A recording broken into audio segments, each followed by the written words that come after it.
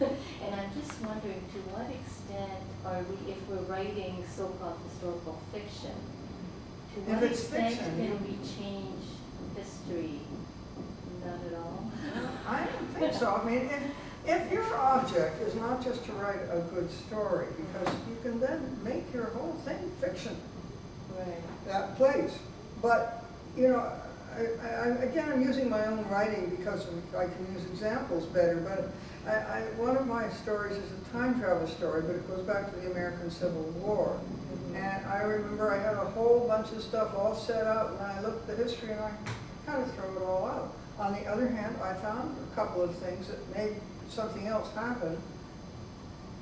It was a gift from history. I thought, that'll work perfectly. So, you know, sometimes you get lucky, sometimes you get unlucky.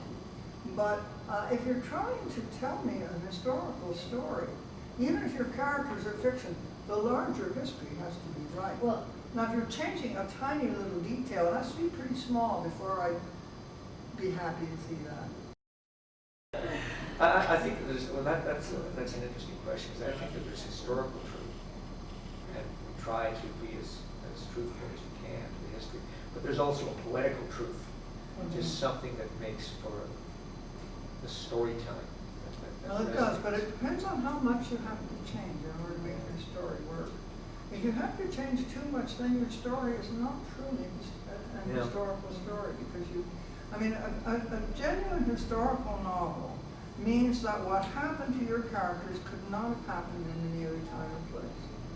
It has to happen there, because it depends on those events for these things to happen.